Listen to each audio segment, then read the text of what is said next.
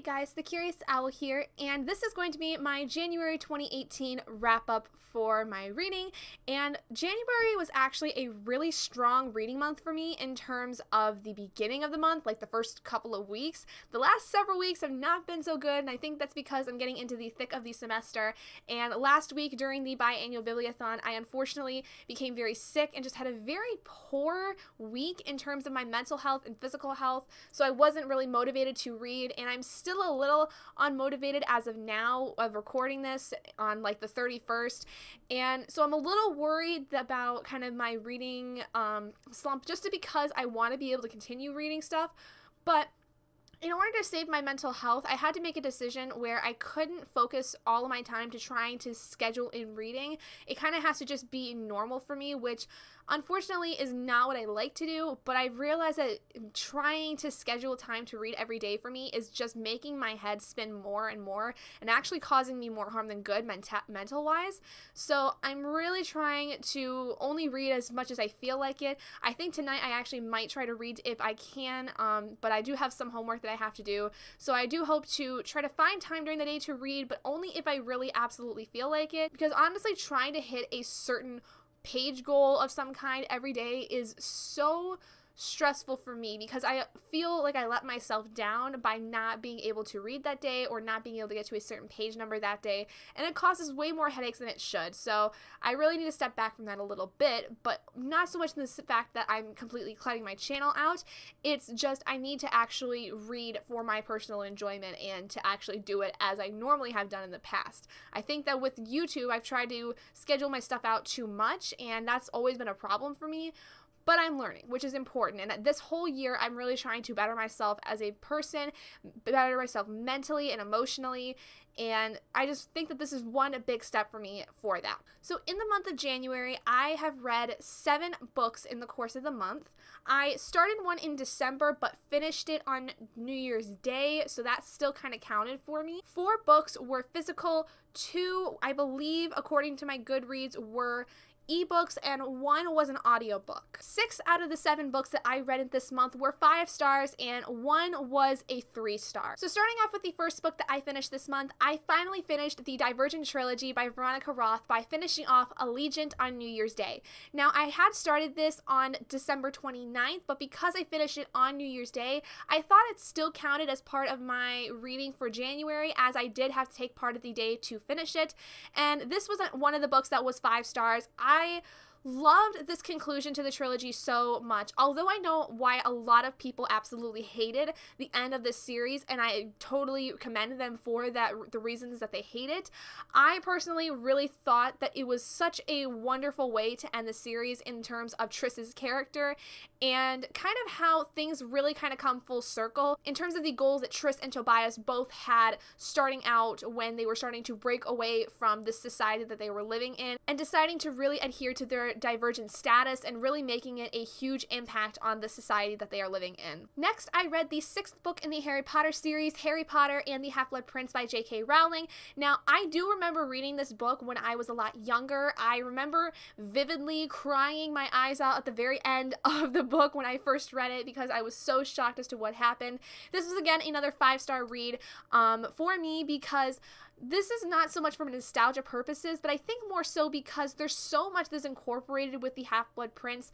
that is important, because in this novel we learn a lot about Voldemort and exactly how he started to become powerful, and he develops the idea of using Horcruxes. The next book that I read was 4 by Veronica Roth, which is essentially a prequel to the Divergent trilogy and follows the story of Tobias, and first kind of starting out with some of his home life when he was going through his own choosing ceremony 2 years prior to Triss's. This also was a 5-star read for me because I just loved how we could actually just see everything that Tobias was learning and understanding as he was going through his initiate training, and also some of the scenes that were in Divergent with Triss and Tobias were shown through his perspective, which was so endearing, especially when there's the scene in Divergent where he's drunk and he's on the cliff with Triss and he tells her she's cute and everything. I just thought that was so heartwarming to read from Tobias's perspective because it really kind of just showed how vulnerable he was and how much he truly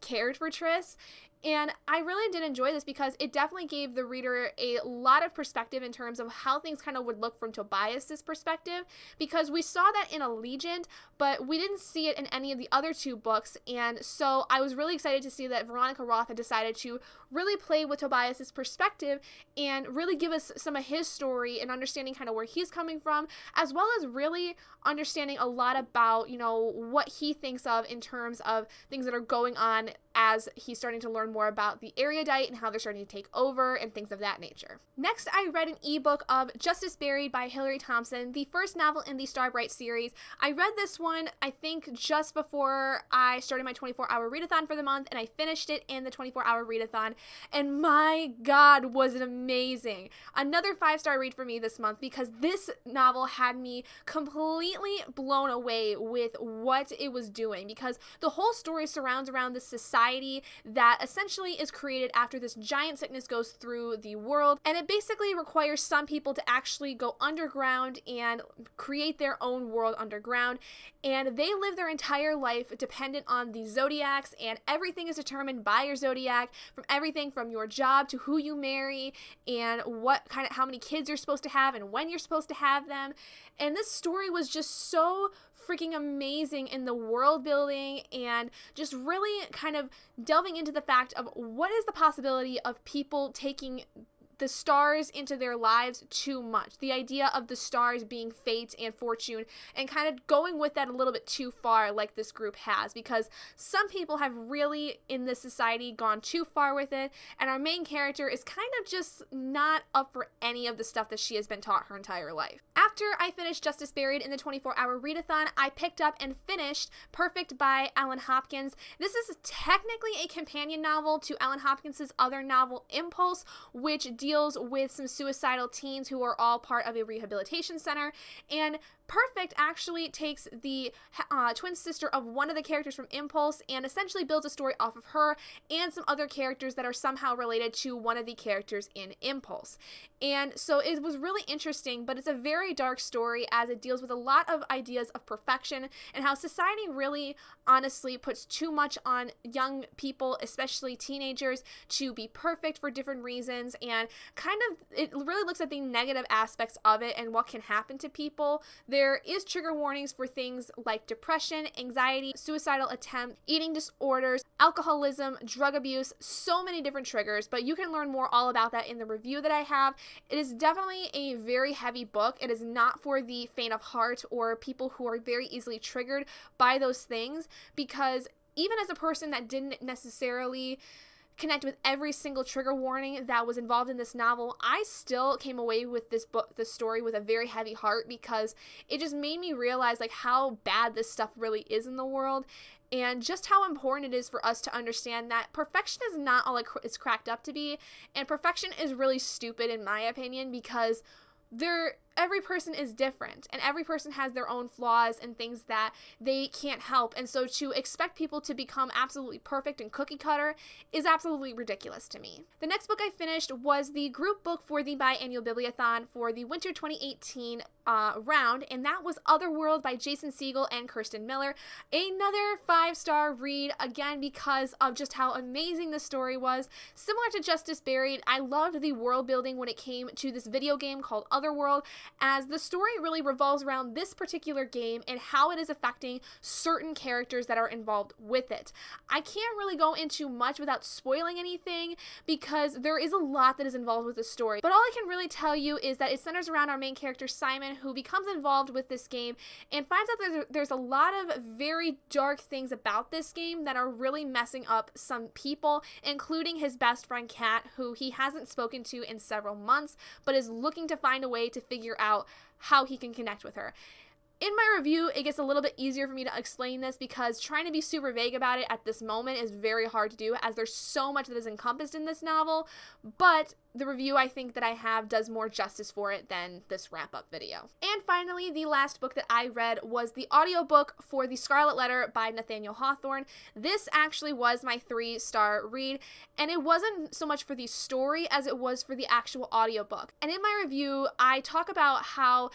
I think the audiobook did not do this book justice, because I think if I had read a physical copy of it, I probably would have enjoyed it a lot more. But the problem was the narration of this audiobook in particular was very dry and monotone for the more prose portions, but the dialogue portions were actually really interesting and really fun and easy to listen to. But most of the story is told in prose, and so it's very hard for someone to follow a story like that if the narration is not really that entertaining and is very monotone. So that was a big reason as to why I didn't like this novel in particular. But I do think that if I was to read a physical copy of The Scarlet Letter by Nathaniel Hawthorne, I probably would enjoy that a lot more than I would the audiobook. So I am willing to retry this book in the future if I can find a physical copy of it and reread it to get a different opinion on it. So there you guys go. Those are all the books that I read in January 2018. Quite a few more books than I had expected, honestly, for this month, considering that I did not feel good for the last couple of weeks, but most of the reading that I had done was prior to the biannual Bibliothon, and then unfortunately, when it came to biannual Bibliothon time, I just lost all sense of wanting to read, and I basically got through Otherworld, and once I finished that, things kind of went downhill in terms of my health and my physical health and mental health. So I'm getting better, though. My mental health has actually been great the last couple of days. I've really started to see an improvement, not just in my mental health, but actually my skin, which is really strange. Like, I've been taking better care of myself, I think, because I am really trying to make an effort to do better for myself. And so my skin has cleared up. My mental health has turned out to be a lot better this past week so far. And I'm really excited because I feel like I've really understood what it is that I am doing to myself that is causing me to really put myself in bad spaces that I don't need to be in. So I'm very proud of myself, and I hope that I can continue this for the rest of the year and hopefully for the rest of my life, or at least be able to be better equipped so that when I get into those bad spaces, I know how to get myself back out of them. Please take into account of your own mental health when you get to this, because it can be so easy to fall into those bad spaces like all the time. So take into account what it is that you need to do for yourself to make yourself feel better, and be willing to cut some things out that may be actually causing you more stress than it should, which is what I've had to learn. So that's just a little tidbit from me. But anyway, thank you guys so much for joining me in this wrap up for the month of January. If you guys did enjoy it, please do give it a big thumbs up. And if you're not already and you'd like to be, hit that button down below and subscribe to become an owlet in our flock. And I will see all of you guys in my next video. Bye, guys.